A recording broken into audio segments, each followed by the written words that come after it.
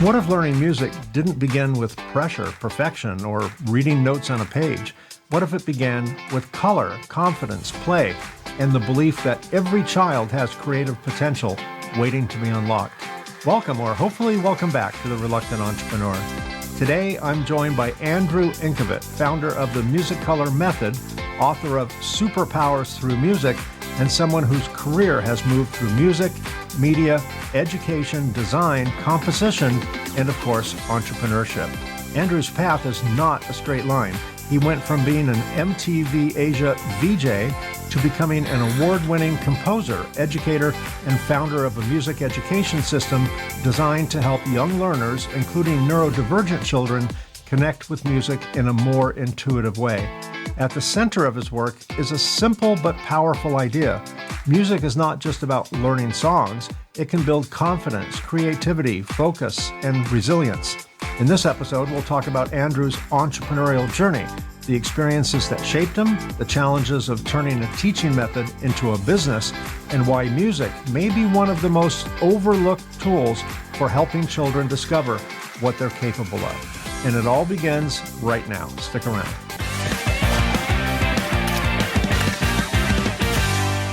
You don't look like that guy with long hair that looked about like 12 years old.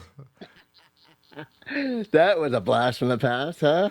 For my listening audience who are going, what are they talking about? Yeah. Andrew, of course, I mentioned in the intro, was a VJ, a video disc jockey, back on MTV Asia. Yeah. And I found some old clip of him with his name in the lower third and a very young, long-haired, very cool-looking Andrew introducing the next song. So, as you would imagine a VJ would do back in those days. But that was cool. That was very cool.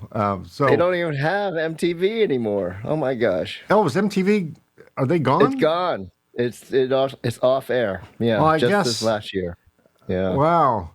I want my MTV. What? Remember that song? I know. Yeah. Well, all good things must pass. If we could just get half the social media channels to go by the way of MTV, that would even be better.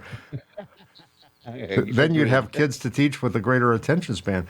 Anyway. Oh my gosh. Andrew, thanks for agreeing to be my guest. I'm really looking forward to our conversation. You have a very novel approach to music education, and you have a really high-level view on what music education, how it benefits people, humanity, children specifically. But we'll get into all that. But before we get into all that, let's go back in the Wayback Machine. Let's take a time travel a little bit backwards.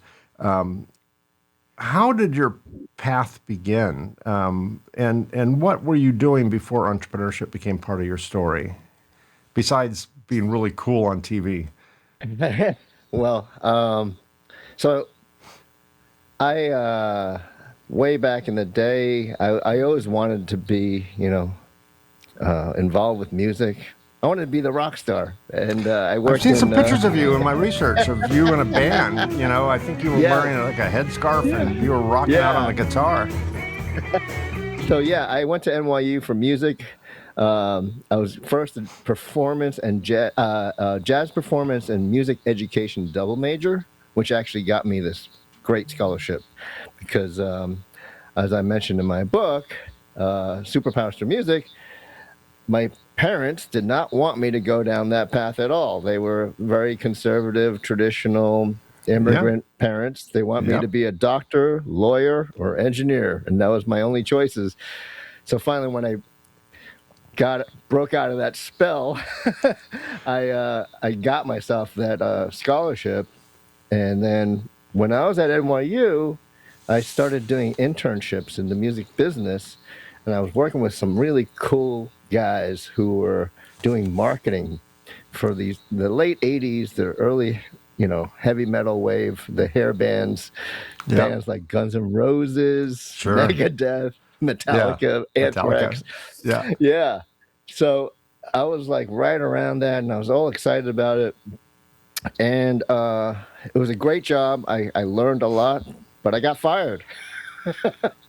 And I was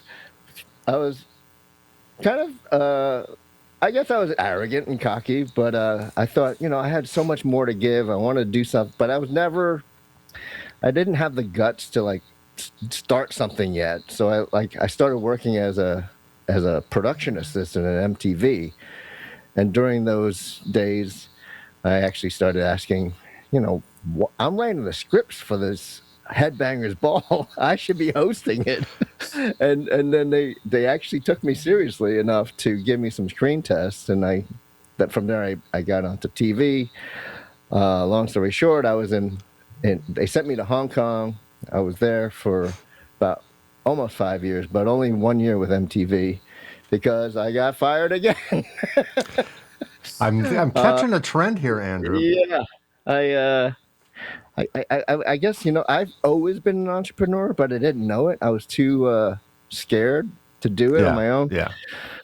It was lurking. It was just lurking, Yeah, right? yeah.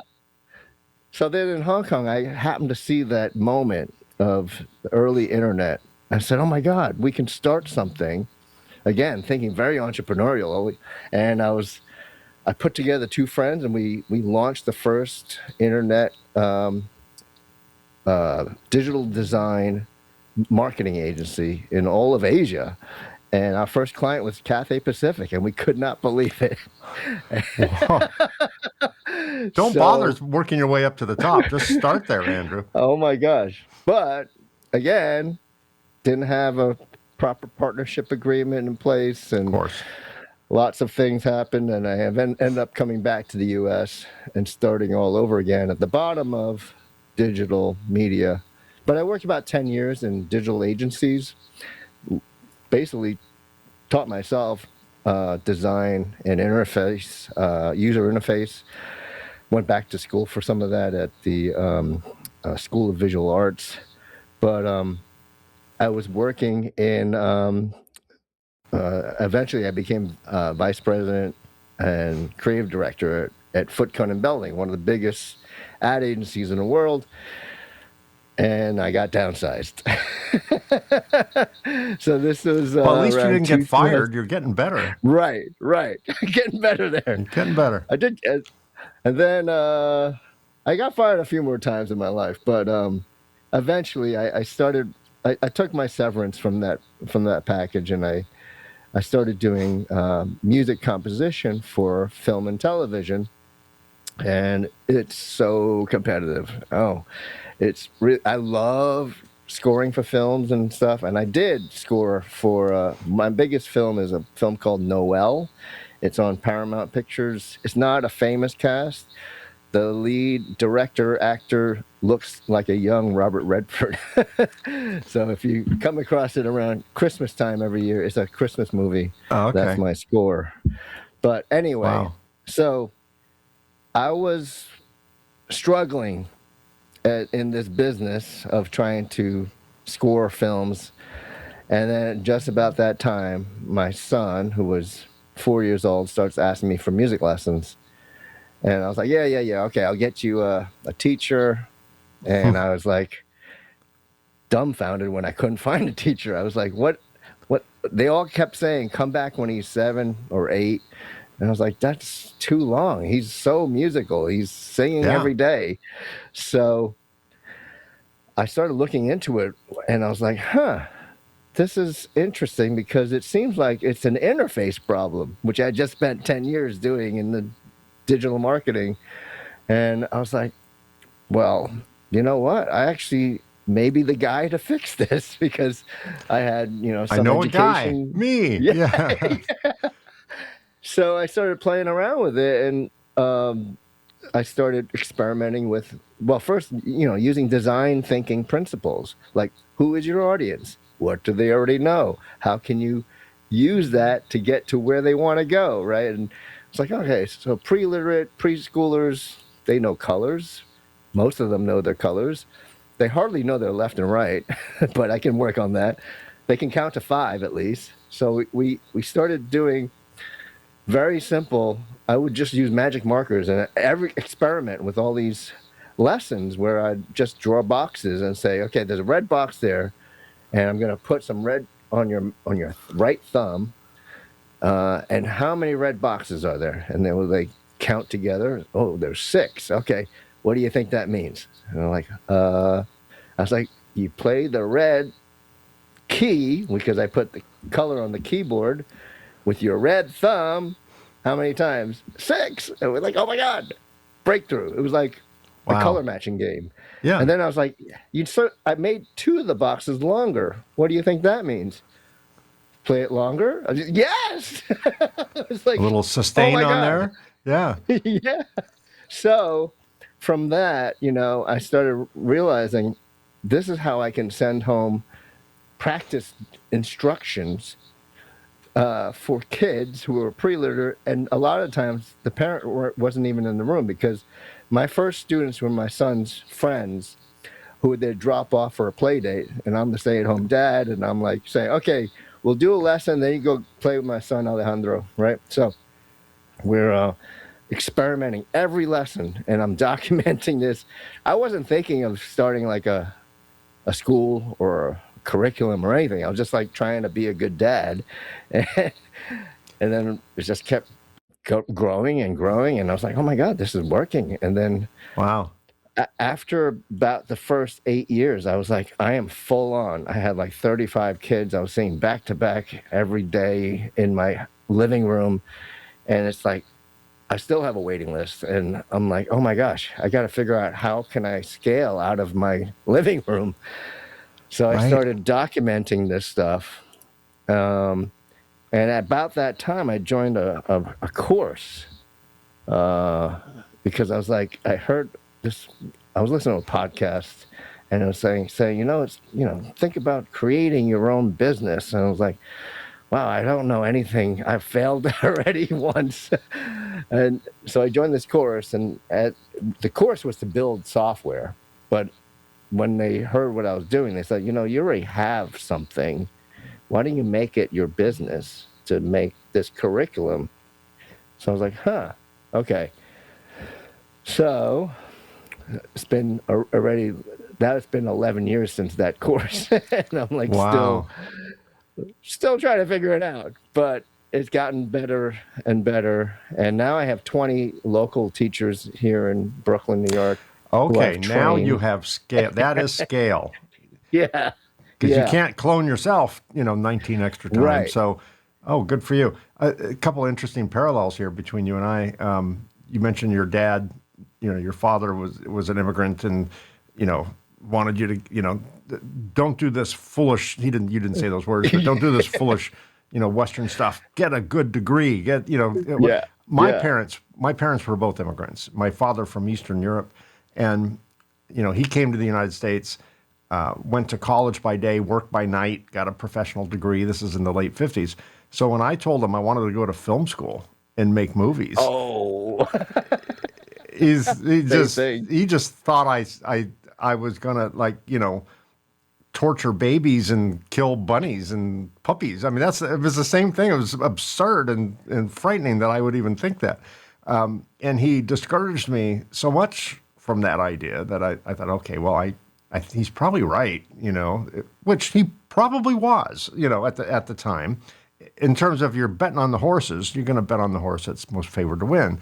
So, I didn't do it, and of course, it resulted in me hating school. I lasted 6 weeks and dropped out, Oh, and then took my own path. And ironically, life has a way of limiting all your options until you do what it intended you to do, what your destiny intended you to do. oh, I And love you that. kept getting fired, right? And Yes. and I just kept jumping from job to job to job to job, and ended up meeting an older couple at a London airport when the plane broke down, and we had 3 days of delay, and we got to talking, and that led me to a job in this industry that I'm in now, which led me to start my own company in the same industry. And it's just when everything seems random and unconnected in the moment, but when you get way past it and look down with altitude, you start to see a pattern, right? And And it's like the business gods are like, okay, he's not listening to the clues. Let's just slam this door. Let's slam that door. Let's fire Andrew. Let's 19 times. Let's, whatever the case may Yeah. be. And let's throw a bunch of kids in front of them and give them an idea of color. I just think we are going to end up doing what God's plan is, or destiny is, or whatever belief system someone has. We're going to end up going there, and we can go there willingly, or we can go there, forcefully. But I think we all end up where we're supposed to be. So That's a great way to put it in perspective, because for a long time I would beat myself up and say, "Oh, I'm failing here, I'm failing there. What is my path?" I even talked to like a few psychics, because I was thinking, like, I'm meditating, I'm praying, and well, you're checking all the boxes. Yes. Yeah, and finally somebody actually did a reading for me, quite a famous psychic, and she's like, "You're a writer." And I said, "Well, I'm writing stuff." She goes, "No, you got to write." I'm like, "What am I going to write about?" She goes, "Write about your life, your experiences." I was like, "No one wants to hear that." She goes, "You'd be surprised." And then here I am now, writing books and writing curricula. Life imitates art, art imitates life. Who knows which came first? Was there a moment when you realized that music education had a problem you wanted to solve? Now you were coming up with colors and things like that. So, you got your son interested, in associating musical notes with colors and coordinating finger movement and all that. Did you, how long did it take for you to realize that this could be a method? I know that you started applying it to the other kids who just came over to play with your boy, and you made them do this. But at what point did the light bulb go off and you think this is good? So I was I'd pick up Alejandro from school every day, and you're talking to parents on the line while you're waiting, and somebody had asked me, like, "So what are you doing about music lessons for Alejandro?" Because they knew I was a musician at some point in my life. And I said, "Oh, I just started teaching him. I'm like kind of doing homeschooling for him." And they're like, "Oh, would you take my child as well?" So I was like, "Huh, that's okay. Let's try it." And it was actually, to tell you the truth, Alejandro didn't really need the colors, because he always had me around to ask questions. But it was the other kids who, their parents may not have had any musical training, and they're like, what are you supposed to practice?" And this is pre-iPhone. Nowadays, I guess it'd be easy to send a video, but even that's not that great, because everyone's trying to limit screen time. So I said, I got to give them a map of some kind, of like, do this now, this way. And that's when it started taking off. And then in the first year, I think I had like maybe 12, 15 kids, and they're all like from Alejandro's class. And so I was like, oh my gosh, it's coming up on end of school year. We should probably do a performance. I mean, that's an important part of education. So I said, okay, we'll just do one. I contacted the local library. I said, can I use your community space? I'm going to bring my keyboard. I didn't have any really good plan, except for I knew the kids would be like freaking out and nervous. So I came up with the plan, like, I'm going to give them a certificate at the beginning and make them come up and look out and say, look, it's not that scary, right? But I didn't even have a program or an order. And at that first recital, I asked, who wants to go first? And I couldn't believe it. My son jumped up, like, I'll go first. And I was like, this means so much to me. This is like father, like son.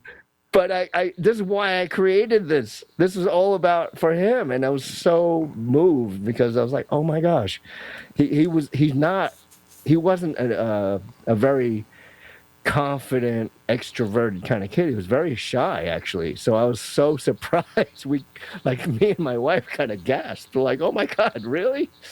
And then from there, it's been just, you see the effects of it over a lifetime. He is now 23. He came out with his first single on Spotify yesterday. So I'm Wow. like, I didn't have anything to do with it. I listened to it once and gave a little bit of feedback, but you can look him up. Alejandro.ing is how he's going.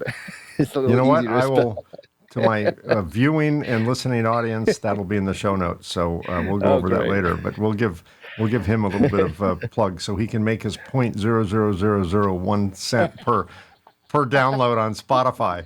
Oh, I it's tell you, it's hard harsh. for musicians these days. I'm not a musician. I was born without that gene, and I was born with a lot of musician envy. I wish my creativity came out that way, but it doesn't.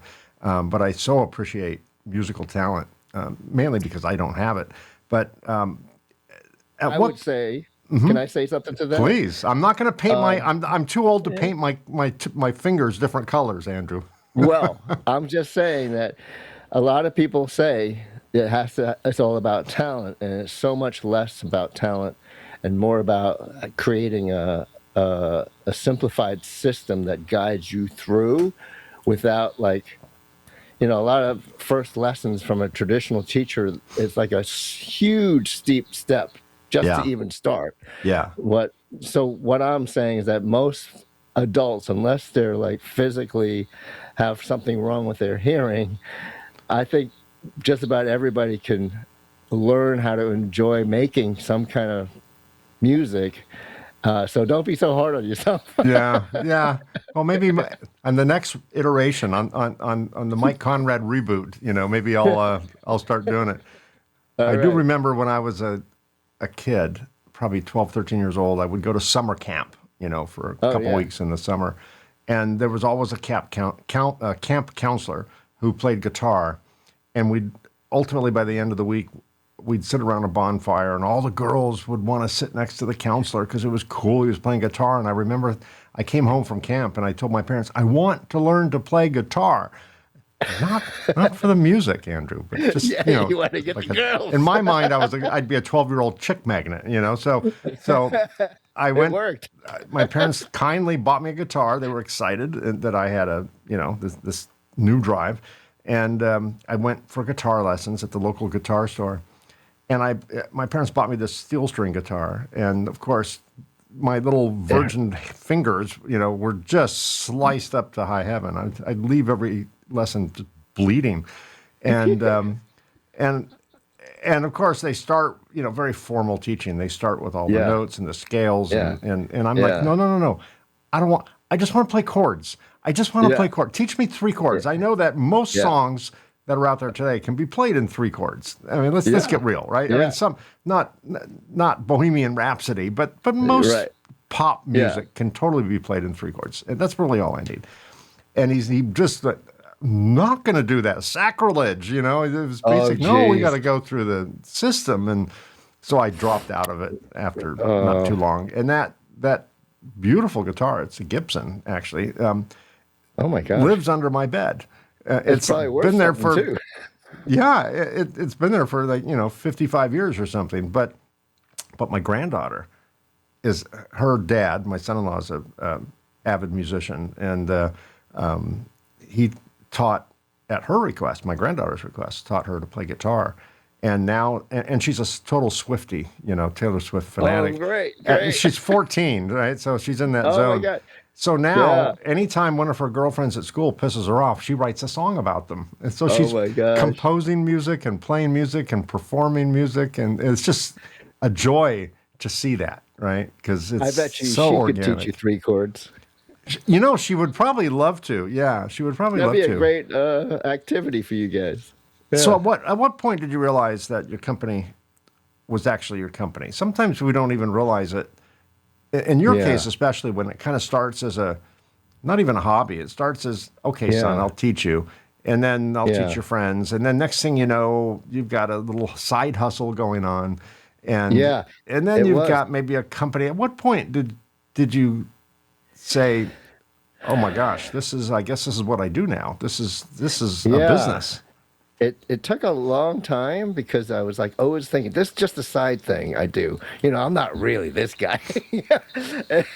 But the first 8 years, I was, I would every time I'd finish my lessons, I'd tell my wife, "Man, I had great lessons today," and she's like, "That's wonderful," because before that, I'd only have a job for the most at most 2 years. Yeah. I was getting fired, or I'd leave or something, and here I am, like always saying, "This was a great lesson. Oh my God, I'm actually enjoying this." So after about 8 years, as when I started taking those marketing courses, and then I was like, I got to figure out how to make this a proper business, because all my finances were commingled. It was just like really messy. I remember when I first got a bookkeeper, they were like, "Oh God, we're gonna have to charge you a lot to just Just to separate these just to fix it. things." Yeah. Yeah, and then I recorded a course in late 2015, like how I teach, and I thought, oh, this is just 12 lessons. I thought, what, it's pretty simple, right? And then now I've redone that course like 4 times, and there's like probably like 3 hours of content, but it's trying to be as digestible as possible. Um, so to answer your question, I think it was about after 8, 9 years, I started like saying, okay, I need to formally register this as a real business. Since I already had that other LLC for my composing, a friend of mine says, you know what, you could just do a DBA under that. Yeah. I say, oh, Right. that's so easy. Okay, great. I can do that. All right. So now I have Musicolor Method under the original LLC. I have its own bank accounts. I got bookkeepers. This last year, I was fortunate to get into a really great program that's sponsored by Goldman Sachs. It's called 10,000 Small Businesses, and it's it's like getting an MBA while working on your own business. And so it was 22 weeks, a full day each of those 22 weeks. And they have a full curriculum on every aspect. And, I went in thinking, you know, I don't know anything about, how to run a business properly. And then by the end of it, I was like, I actually got a lot of things right, which is nice to see, but I had no idea about this or that. And then certain compliance issues and insurance issues. I was like, so I think that was really helpful now to like also give me a new identity of like, hey, I am a CEO, because I have been doing this for It, it got real. almost 20 years now. Yeah. So yeah, Well, it's musicians are infamous for, I'm thinking of like Sammy Hagar, who, pretty much destroyed every hotel room he ever stayed in.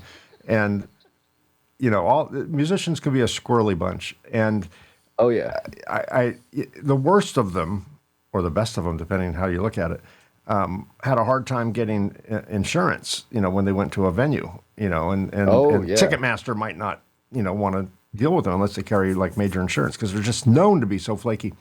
Not that that was you, but that's the reputation. So how does someone who is very creative, as a musician would be, thinks with that side of the brain, learn to get structured enough to have the discipline to, quote unquote, not get fired, not have clients fire you, not have vendors fire you, not have employees quit, and how did you have to overcome that? Or did that just come naturally? I would assume there's some correlation between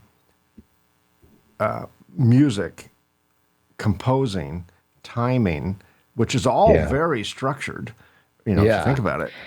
But that doesn't always fall into other categories of your life. So walk me through that Yeah. process.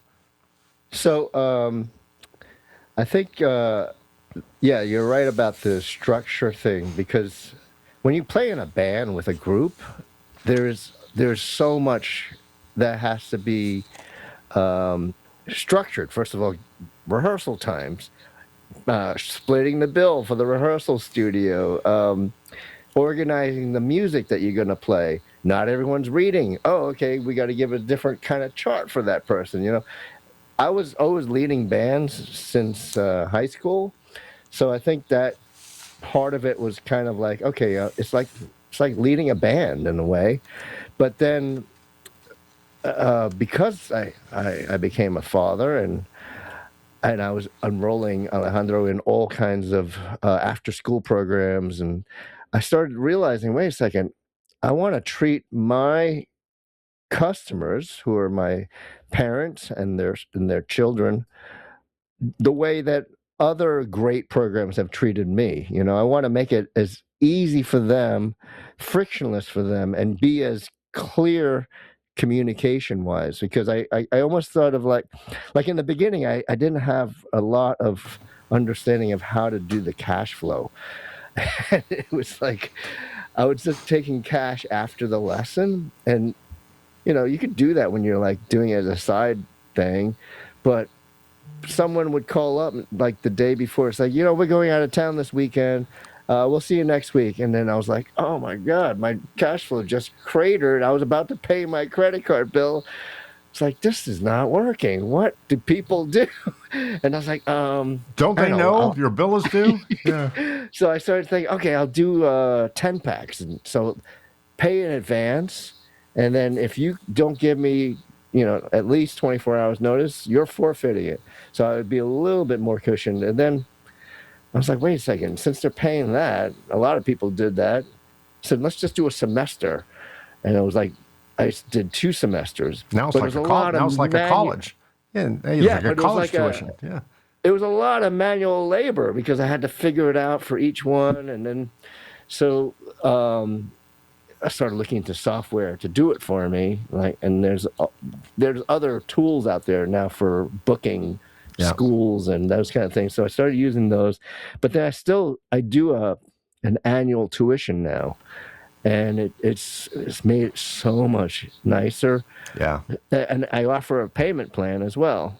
So it's the structure part is, I think there's some of it I was naturally good at, but there's also just thinking from the customer's point of view really shaped how I thought about things. I wanted almost like a carrot and stick kind of thinking. Like, I don't want them to do this, so let's kind of make it harder to do this, but I want them to prepay, so let's give them a little discount here. And you make an easy pay link, and that kind of thing was. And then even like writing emails, I used to spend 2 days writing an email and have my wife check it because it was like, your tone, why you sound so angry? I'm like, I'm not angry. It's like I was writing it fast and things like that. So I think over time, I just got, practice. You're practicing the skill of business.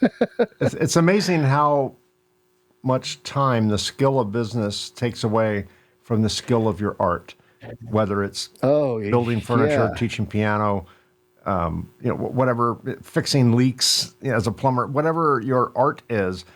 I think most entrepreneurs don't realize when they start a business that it'll be a great day if you could just work on your art, but that's not a normal day, right? That's the best day. That's the best day. But, a lot of entrepreneurs, when you first start a business, you are working on your art and you're doing all the other minutia, that you have to do. So I used to describe, my day in the first few years of my company as every day I'd come in with 10 things I have to do. 1 I loved and 9 I hated. And, because I'm not good. I wasn't good at building a business. I didn't even know anything about business. I created a technology that my business was building, but I just wanted to create. I didn't want to build. To me, it was a concept. I'm a conceptual person. I'm not really a tactical person very much. I can do it, just not very well.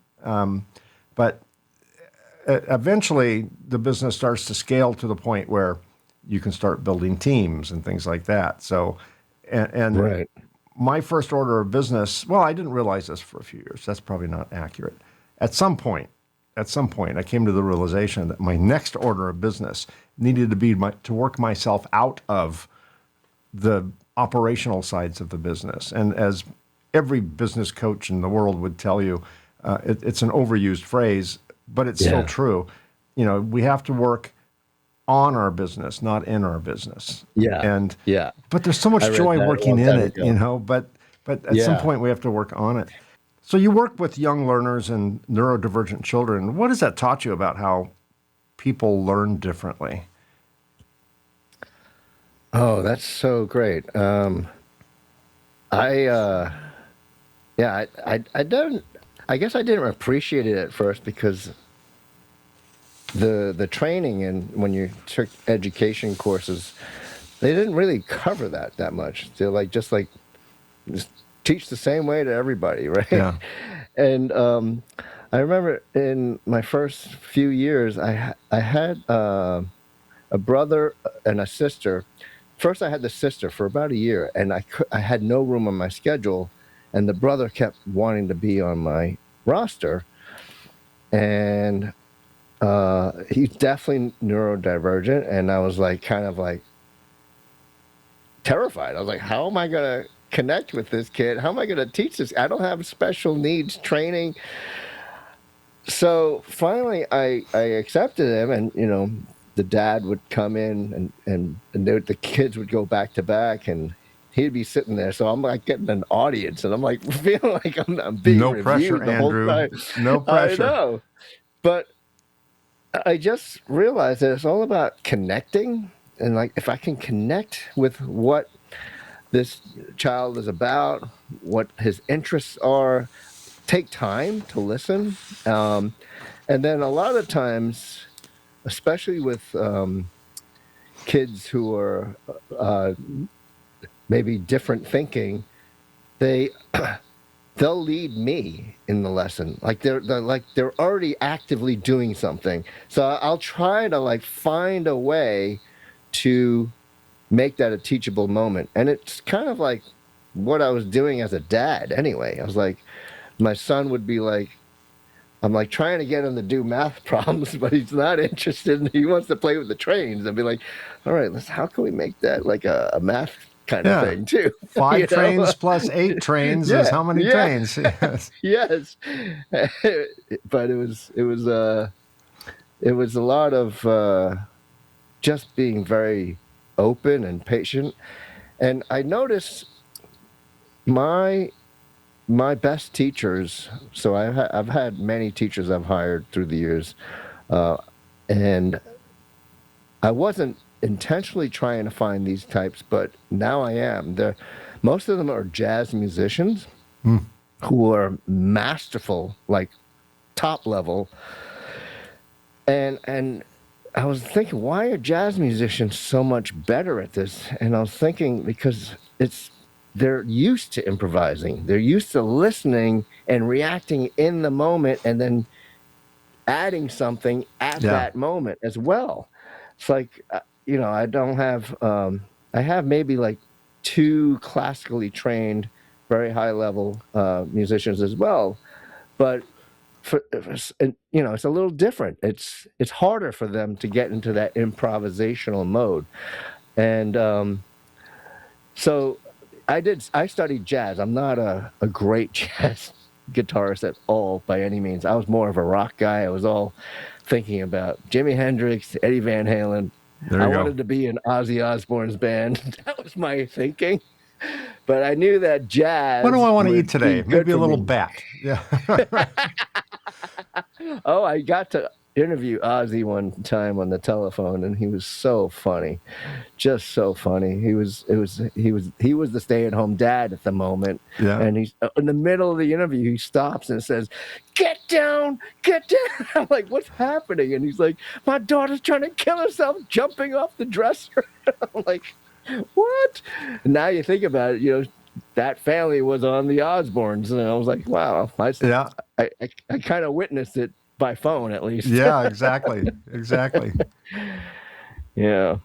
So your book is called Superpowers Through Music. And what are the superpowers music can help develop in children? Oh man. So the thing about music is that I view it as as personal development. We're not seeing it as a lot of people think of music as being like, oh, you have to have the talent and you're aiming to be the next Taylor Swift or the next Yo-Yo Ma, something like that. I see it as a wonderful way to activate social emotional learning in all your kids. And the superpowers are creativity, focus, resilience, determination, grit, pattern recognition, knowing when to step forward or to step back. Like if you're in an ensemble and it's your turn to stand out for the solo, that's different than stepping back to blend in. I mean, these are all life skills that you can use in school, career, everything, relationships. So there's so much scientific evidence about it that every week I'm like monitoring the Google News trends, and I inevitably find some kind of article I can write a little thing about. Like just this week, I wrote a little piece on my Substack that said there was this crazy thing about how music affects the ability to withstand pain, which is like, what? This was a crazy study where they injected volunteers their hands with something that would cause an ache for days. I don't know who signs up for that kind of study. So they proved that the non-musicians it fared much worse than the musicians, because the musicians, I guess they have an activated body awareness. Wow. And there's a whole scientific study about it. And then there's all these studies about brain development, whole brain integration. There's, I almost, that's why it took so long for me to write this book. For the first like 8 years, I was struggling to gather these thoughts, because I was like, well, do I bring in this thing about metaphysics or the physics or the brain science? I was like, wait a second. Those are all like separate master's degrees. Exactly. I'm like, what's my lane? And I worked with a really great book coach who finally, she's like, you got to focus on this. Just stay on your lane. And then she had a great, her name is Karen Anderson. She also said, you know what? You're such a fun guy. Stop trying to be so serious and add your illustrations. So I added all these little doodles that really break up the book and kind of, I hope, bring it to life more. Oh, that's great. So you and I have another parallel path. I started the business 34 years ago in the electronics manufacturing industry. And the product that I designed was, it was out there. It was not conventional. It defied conventional wisdom in the industry. It solved a problem, a way no one was expecting the problem to be solved.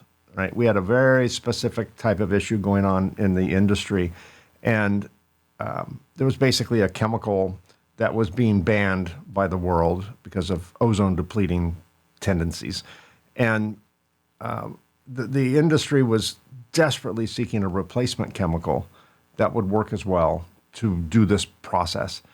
And I was quite naive. I didn't know how I was going to do it, but I'm like, why aren't we working on another chemical? Let's work on a different process that doesn't use any chemical at all, right? So I just thought, let's just change the paradigm, right? I don't know how, but let's just kind of look at that. So eventually I created this technology that would bypass the need for that chemical or any other similar chemical. And of course, the industry didn't take it too seriously because it was so out there. You, Andrew, created a piano teaching method that is out there. It's not conventional. And I would imagine there's probably some classic, I don't mean classical, but stereotypical piano teachers that would look at that and go, oh, you're just making us all look silly, Andrew. Come on, get real. Take it seriously, Andrew. Colors on your finger, really? I mean, from Mozart, from before Mozart to now, we've taught piano a certain way. Why change it? I can just hear it because I heard it, right, in my Yeah. circles. And I deal in engineering circles. You deal in, musician circles. I don't know which is weirder, but they both have their proclivities. But did you experience that? Did you experience okay, I want my kid to really learn piano, not learn color stuff. Now, I'm a fan of what you're doing. I think I think it's brilliant because it teaches the way kids want to teach, and ultimately they learn the notes and the music, and they can read and all that stuff. But you got to get them started somewhere. So I get it. But how do you overcome the potential judgment from other musicians that think maybe it's just a game? Yeah, I totally have experienced a lot of that, and it was quite painful, I would say, because I thought, you know, I was going to be embraced. I had come up with this amazing way of doing it. In my early attempts, I joined a piano teaching, what do you call it, like a organization, professional association. I rented a car because I don't own a car. I'm in New York City. I rented a car, drove upstate to this meeting at this piano dealership, and they're all welcoming, and they're all telling me, oh, okay, so, we're going to all go around the room and introduce ourselves, tell us how many students you have, what you're doing, right? So first of all, the room was about 15 teachers. I think there were like 2 men besides me, and everyone else was women, and everyone was probably 65 and older, and they all were saying, oh my God, I just lost my other student. I have 3 now, or I have 5 students, and we don't know how to get more students. And I was like, well, I have this method. I have 35 students. I have a waiting list. I can't keep them in, and I use colors, and there was just this really weird, uncomfortable silence, and then they just moved on, and they're like saying, so how do we get more students? I'm like, I just told you. It's like there's an underserved market of young kids who are looking for activities to do, who are not fully busy yet, because by the time they're in middle school and high school, they're already in sports, they're in tutoring, they're in religion classes, language classes. The kids who are under 5, there's a lot of time in the day, and they're eager to do something if you can know how to reach them. So I was attacked on like these Facebook piano teacher groups where they would be like, you're crippling the kids.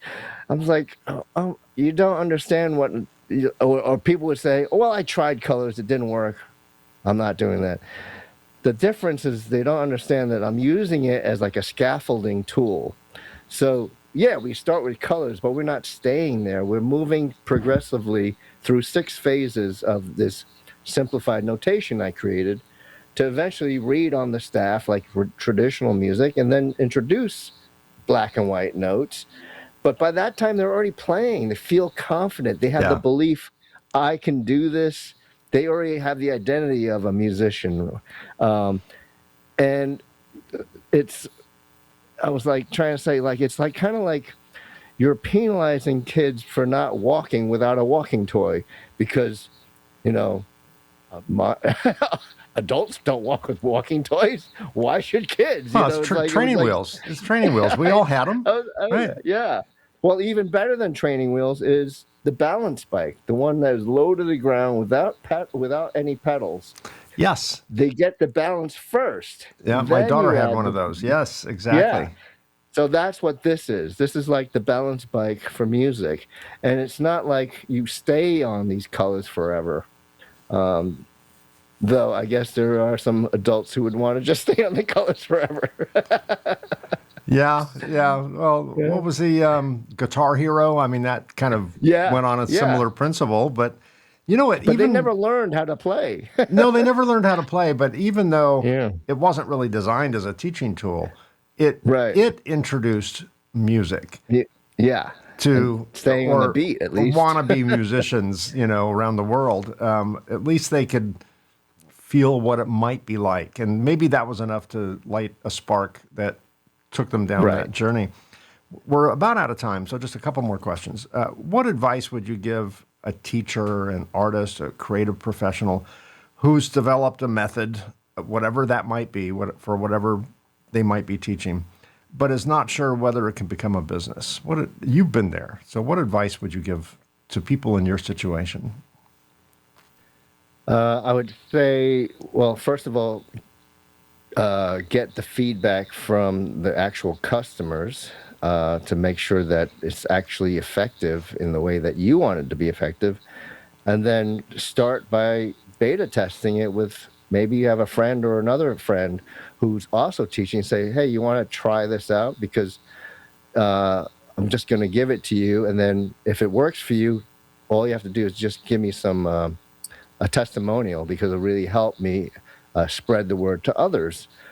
But it's really about structure and being organized. I remember one of my early teachers, I asked her, so what did you think of the training? She was like, wow, I was really organized. It's like it's probably more than 80% of the battle is just having it understandable in a sequence that it doesn't have to be based on charisma or your amazing dad jokes. I think my dad jokes are amazing. My family has a different interpretation. It's their I problem. kill with the 4-year-olds. They're Oh, they totally. love me. Totally. Yes. Totally. Yeah. So yeah, I think it's kind of testing. There's a lot of testing and getting feedback, and then building from there. It took me a long time. I mean, because I didn't think of it as a business. I was just thinking of it as my side hustle. So maybe it's the side hustle for a while until you get that feedback. Is, hey, this is really helping a lot of people. Yeah. Andrew, I'm just curious, back shortly after your VJ days, and maybe when you first started thinking about teaching your son and putting colors on keys and fingers, how would you have defined success back then, and how do you define it now? Oh, wow. Back then, it was successful if I could work 3 days a week and spend the rest of the days writing music. And now it's well, for a long time, I didn't allow myself to actually enjoy making music because I was starting the business. I have to put on the business hat, right? Now, my success, my mission is to impact a million kids. Wow. It's far out there, but it's caused me to think very differently and to have different partners and structures built around me to help me get to there, because I can't do it in my neighborhood even. But also success now includes having time for me to play with my band. I'm in a blues band, to write. I'm going back to writing my novel, which I put on hold 12 years ago, and spending time with my wife and my son, traveling. We're going to go to Thailand this summer with my 92-year-old dad. So this Nice. is What does Dad think having now? balance. What does Dad think now? Oh. Yeah, we had a very hard time for a while back when I was not being the doctor, lawyer, or engineer. But he did. We had huge fights about it, but I ended up finishing NYU in the music business department. Okay. And it was because he pushed me, because I wanted to just get in the studio and rock out. Yeah, And sure. now I realize that was the right thing, because I did learn a lot. There's a lot of legalities in music. It's an intellectual property business. So I write contracts all the time, agreements. And that came from that. So Dad was right. Dad was right, and he has in the early days, especially when Alejandro was still a student, he came to all my recitals, which is really, really meant something. I gave him a copy of my book recently, and I don't know if you've read it yet. There is stuff about us in there, but he was very proud to see that I had written this book, and yeah, he's proud of me. That's good. That's a great ending. Similar story with my father. He was not happy at all. I think I almost killed him when I dropped out of college. And, he worked so hard for that. And I just had that handed to me on a silver platter and just said, nah, I don't want it. But he lived long enough to see at least the beginning few years of my business. And he was my biggest cheerleader. He would come and help. He was good at accounting. So, he would set up all the general ledgers. This is before we had software to do it. So it was all on ledger sheets and all that. And I knew nothing about it. And I didn't want to know anything about it, frankly. Yeah. So he set it all up for me. And he'd come to our trade shows in the early days. And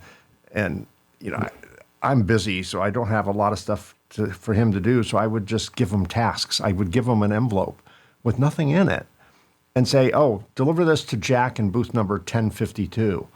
And he'd go and hand it to Jack, and Jack knew. That's just to make my dad feel busy and, contributing, because my dad could not just sit around. He'd be coming up to me in the middle of like these big negotiations, like, Mike, have anything for me to do? So I would just give him stuff to do. Like, God love him. But he went from almost dying in disappointment in me to couldn't be prouder in several years. Lovely. So I'm fortunate he's not with us anymore, but I'm very fortunate that I was able to come out the other side and have him see what I was becoming.